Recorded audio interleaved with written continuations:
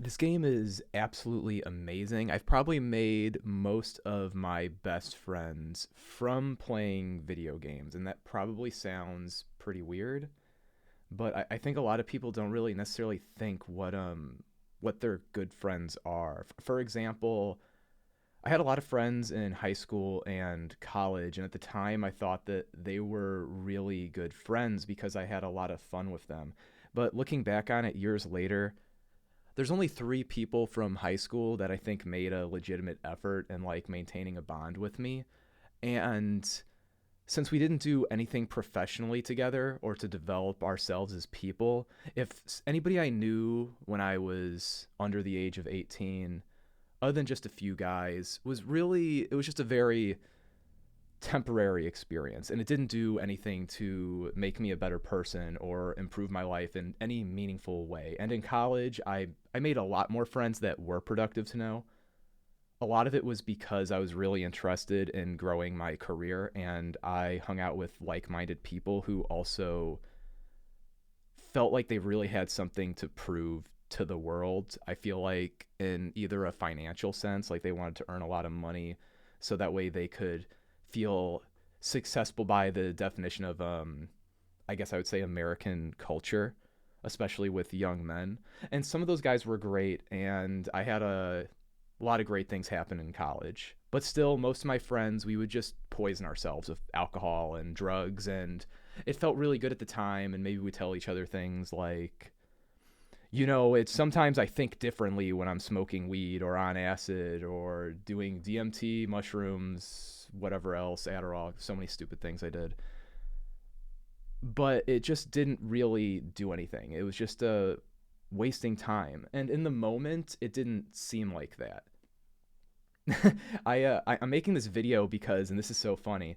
As most good stories go, it was set on Joe Rogan. I heard Quentin Tarantino talking to Joe Rogan about his life when he was 25 years old, and I found it really interesting. I don't want to say the whole thing, but basically, he was working jobs that don't have a career path other than maybe becoming a manager at the business. So you could think maybe you're working at a local store, and if you're a really good employee, one day you can become an assistant manager and then a manager, and maybe they can move you to management at another store in the area that has higher volume of sales. And so you can kind of grow professionally there. But at the end of the day, it might be hard to prove to other organizations that your labor is valuable because you don't have some certification or whatever other sticker the culture you were raised in uses to kind of define if somebody has a skill set. And so you could go through your whole life working these different jobs and never actually end up where you want because maybe this goes on. For example, you're a cashier, then you're an assistant manager, then you're a manager, then you're a general manager, then you're a general manager at a bigger store, and one day some guy in the company just decides they don't like you and they can take that all away from you, and you might not be able to then become a general manager at a equivalent store. And so it's really easy to waste time. And he was 25 and he had this 30-year-old roommate who told him this, and he said, like, you're cool and I like hanging out with you and I like the guys we hang out with and the women we hang out with, and I love getting to know people and dating. But when I was your age, when I was 25, I hung out with different people. And when I was 21, I hung out with different people. And now looking back, and this isn't me, but this is like the story and on the show, looking back, now that I'm 30, I just hang out with a bunch of different people. And I obviously didn't actually grow my social network, and I didn't progress in my career either. And I haven't found a way to be creatively fulfilled or professionally or maybe love life wise. And this is something that changed Quentin Tarantino as a 25-year-old. And he realized that although he was young and he was happy, and at the moment it seemed like all of his friends at the store he worked at were family members and they had a deep connection, he could see that maybe he wouldn't know these people forever because a couple of the people he'd worked with that he really enjoyed had moved away. And so he was at risk of being 30 one day and being really unhappy with how he had spent his time. And so he decided to move towards Hollywood instead of being away from LA. And he decided that he'd rather live a lot poorer, and that maybe he wasn't meant to make a single dollar until he could do it on his own terms. And that's like what got him into at first doing manpower jobs. So like you get hired for 4 days to like work on a set, and then he started being able to, check scripts for grammatical errors, and then actually modify scripts, and then become a full-on writer. And over time he became a director that's now famous. And he did it very piecemeal with no assistance, and he had to make a lot of sacrifices that were hard when he was young, because it's so appealing to do drugs and hang out with people and have unserious relationships, but it's not an investment, and it's foolish. And I bring this up because I think it like relates to WoW in a lot of ways. Like I went to the military when I was 18 because I didn't know what to do, and I was a terrible student. And I didn't realize it at the time, but I wanted to avoid taking responsibility for my life. And you kind of know, if you do something like join the military, that like you're government property, and they're going to use you in ways that are kind of productive. You'll gain skills that other people value. You'll get the sticker from society saying, look at this guy, they have an honorable discharge. That totally means something. Everybody gets an honorable discharge, buddy. um, And so I was in there, and I got disillusioned, and I found a way to get myself out 11 months after being in. It radically changed my personality, and I decided that, I had to find something else out. And I started playing. Now, this is so goofy. I started playing a lot of video games, and I met this guy who got a big tech job at a very young age. He was like 19 or 20, and he was an intern at Facebook, which is weird. You can't normally get an internship partway through freshman year. It's odd, but he managed to do it, and he told me, whoa, this internship, they're paying me like $12,000 a month. And I was like, what the fuck are you doing, CJ? And he let me know how I could get on the same path to him. And I only met this guy because I played video games with one of his friends, and they introduced me to him. And this changed the whole trajectory of my life. I went to college. I became an engineer, and eventually I got a super high paying job. And along the way, I actually met people online in video games, some of whom helped me get like legitimate things in the real world. They helped me, like, this is the thing that I've done with people and they've done for me, being fake references, saying we worked together. Or I've had friends that I've loaned money to from WoW, and they've paid me back every time. Or I've lived with a guildies twice, which is crazy. I've introduced men and women together online that like dated. So many weird things in this game where the relationships I made with people, they were fun, but they were also transactional in a way that actually made our lives outside the game a whole lot better. And after seeing this stupid thing on Joe Rogan earlier today, I just thought about how almost all my best friends in the game are people where we have this strange transactional side of our relationship, or at the very least we hold each other accountable for like not being fucking losers, because it's like really easy to join a guild and ruin your lives together and think things like, oh man, like I gotta stay up till 4 a.m. because all the best conversations happen at 4 a.m. and that's bad, and I still do it because I'm a fucking moron. But it's funny.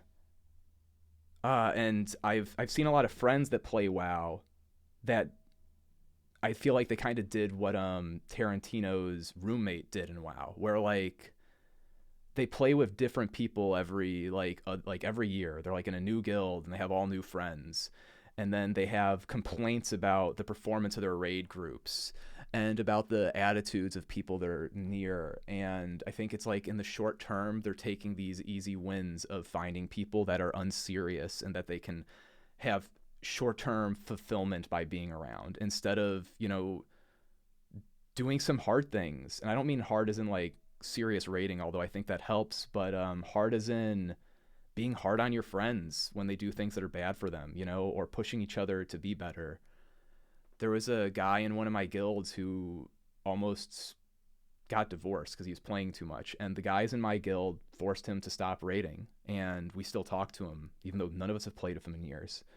and that's awesome. Or and this is horrible. There was another guy who he raided with me, and he was a diabetic, and he was like 200 pounds overweight, and he had massive health issues, and he was skipping dialysis appointments to play World of Warcraft, and I wish I would have pushed him harder to not do it. I told him a few times, but I didn't think about how serious it was, and he actually had a heart attack and died, and it probably was somewhat related to us playing World of Warcraft together, which is fucking horrible. And then there's other friends I've had where a lot of my best friends in the game from like 5 years ago, they actually joined a guild I ran that had a whole lot of officers, so I wasn't necessarily super involved with them joining. And when I first met them, I almost didn't like them because they had big personalities and they had opinions on things and they challenged me. And over time, I got to see how valuable they were and how they helped like other people grow and how they got better over time. And then we got close, and I have a group chat from people that I played with 5 years ago with like 10 guys in it. And a lot of us, we're now raiding together again, but we hadn't raided with each other in years. And we talk every day. And that's awesome. And most people I know who play WoW don't have an experience like that, which is crazy to me. I've definitely, most of the people I've ever met in the game, it was unserious. Although I'm always trying to make really serious connections with people, or I just don't talk to them at all. Like in person, I like hang out with a couple people every once in a while from high school, like 3 guys from high school. There's maybe 5 guys from college, but I see them very rarely. I mostly just spend time with my wife or with my friends online if I'm not trying to do something particularly productive that's like solo oriented type work, like making this video if this is to be considered work in some respect. And something that I found that's kind of funny lately is since yeah, I made a guild and most of the people in it saw some videos of mine on YouTube, and I hate I hate tradition, and I hate formality, and I fucking hate hierarchy for the sake of hierarchy. And so everyone who's hit me up, it's funny, most people have hit me up and they've like tried, I would say, to present themselves in a particularly good light, but also it's like they're humble. And then I've told them you can join the guild if you want.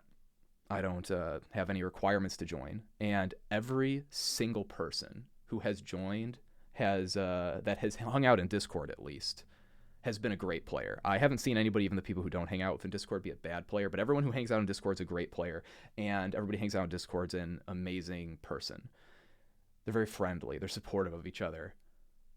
And it's kind of crazy because the ways I've always gone about making guilds before and meeting people, it's like I've had to sift through hundreds of unserious people by playing with them and seeing like, are they gonna misraid? Are they gonna like meet their responsibilities? Are they gonna be a fucking asshole to someone or cry about loot in a way that's ridiculous? There's lots of good reasons to cry about loot, by the way, and there's you should really tell leadership in any guild you're in what you expect from them because otherwise you'll get taken advantage of even if they're a good person. So just to make it sure that people know that like, hey, you should ask things about loot. But it's just been so different this time, and I'm kind of wondering like how many really good friends am I going to be able to make over it's like the next few years. It's been super crazy, like every day getting to hang out with like 10 people quite often, although I'm not actually a big fan of huge Discord calls. I like small engagements, but this time it's been kind of different, and I've just been like this whole day I've been thinking about how it's so weird how people don't do this more. And people play World of Warcraft or other video games like this single player shit, and since it's online, people will think that like the relationships don't matter even if they're spending a ton of time. Like it's crazy to me that there are people who are in high level speedrunning guilds that don't hang out. These guilds have no social scene, and that some people that raid with each other like legitimately dislike each other as people, or they have like low respect for each other based on their raid performance, and yet they keep on showing up. And although I am a absolute meta slave, and I mean, here, let's look at my gear. right? Like, I'm a fucking meta slave. I'm crazy. I have other stuff. This actually isn't a Hodge. The reason I got this trinket is because it looks like a Hodge. And I did a joint run with a guild named Buds yesterday, and I wanted to look good for the boys. I thought if someone inspects me, they'll just look at this, and then they'll assume this is a Hodge. How fucking funny is that, right? Oh, by the way, if you're on Night Slayer and you want to raid on Tuesdays at 9 p.m. Eastern, you should join the guild Buds. It's ran by this guy named Sundrix. He's the fucking man. If you want to raid on Saturdays at 2 p.m. Eastern, hit me up anytime. Hit me up in Discord probably, but you can hit me up in game too. I'd rather Discord because then I'm sure you're getting me from the channel. You get me? That's just been such a great sign that people are going to work out. But anyways, let's done with the little ad for a second. I've gotten so much out of this fucking game. like probably most of the career success I've had in the real world, it's directly related to playing World of Warcraft, being into online communities, meeting a guy who introduced me to this guy named CJ, and then him showing me you take this path as a programmer and you're going to get rich. And then I've been able to share that with people, and people have been able to help me get interviews. I've been able to help them. It's fucking bananas. It's like people think golfing is good for networking. You have no fucking idea what you're missing if you play WoW and you don't talk to people about deep shit.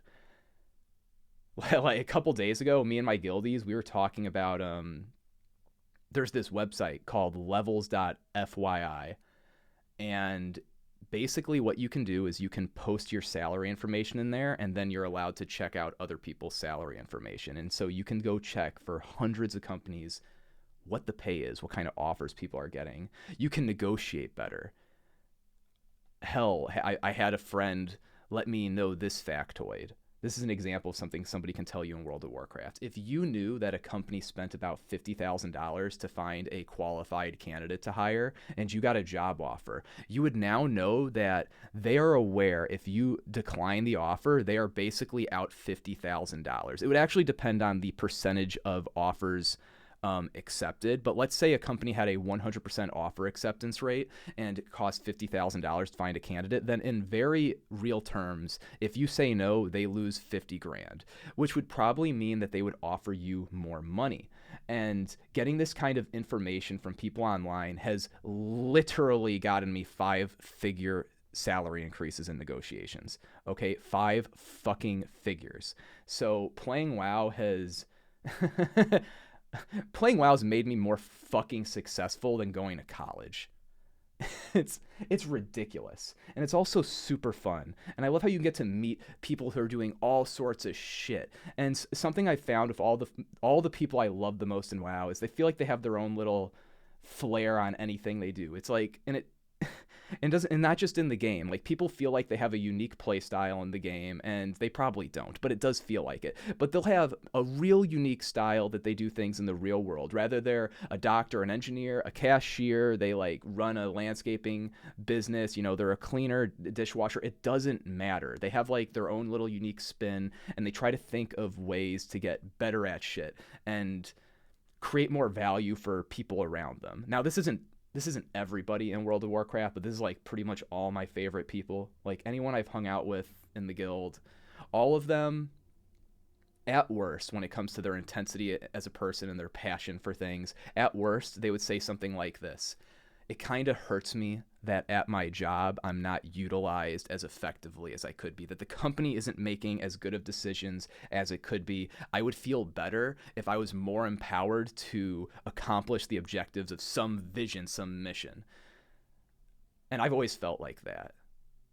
The first job I ever had was actually at a specialty lubricant creation factory. Not for like dicks though. It was like for helicopters and propellers for ships and stuff.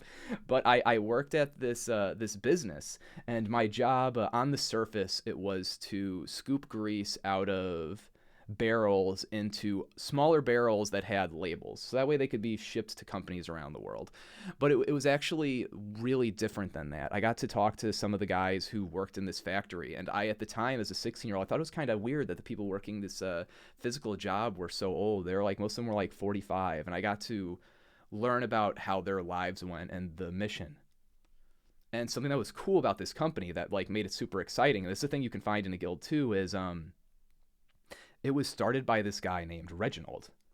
He he grew up very poor, and through a lot of skill and maybe some luck got into MIT in I think the 80s, and he became a chemical engineer, and he designed a specialty lubricant that is used for nearly all NATO military helicopter props or blades. I don't really know. I can't remember the term, but and he made a business off this. And one of the missions of his company, of course, one of them was to make money, but another one was he had this belief that working people should be able to afford things. And most of the people who worked in this company had been there for like 20 years. And it was crazy because this guy had been dead, I think, for like 10.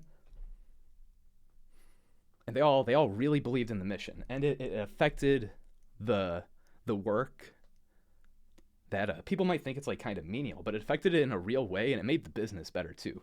For example, sometimes they would stop me and they'd be like, "Hey, you shouldn't be working like very hard right now." And I'd be like, "What do you mean?" And they'd be like, "Our goal is to make sure that all orders are fulfillable in time, so that way we can keep commitments to our customers. And part of that is every once in a while, we're going to have to work really hard, and we're going to work extra hours, and the actual legality of setting that up and the pay and overtime, all that shit, it's honestly kind of hard to configure and keep straight." And the way the company handled this was basically, you're paid for your 40 hours a week, but you're paid handsomely. You're paid way more than usual. And sometimes people would work more than 40 hours and they weren't really getting paid for it, but they kind of were. And there'd be big bonuses when the company was successful every holiday, and people were excited for it. And they had this real like reverence for the mission and doing everything right. And it was funny because I thought like all businesses would be like that. And then I started getting jobs in engineering, and I worked at another place that was awesome. And I had a manager who was super passionate about doing a good job. I worked in a company, and they made RFID card scanners for hospitals. And usually it was to like track dumb shit, but sometimes important shit would be tracked. And this guy, he was very far removed from anything other than the embedded like programming on these devices. But I like asked him like, well, like, why would it be worth it to for him to work so hard to like eliminate some of these weird failures? Like there was a slight chance there was an issue with the way they set up the drivers for this device, where in very limited circumstances, computers that don't try to reset USB devices that fail to enumerate, that this card reader could fail. And he basically told me that he'd quit his fucking job before someone dies because a nurse can't find something. And then, so I was really, when I was a young guy, I was like really excited to work and be an engineer and change the world.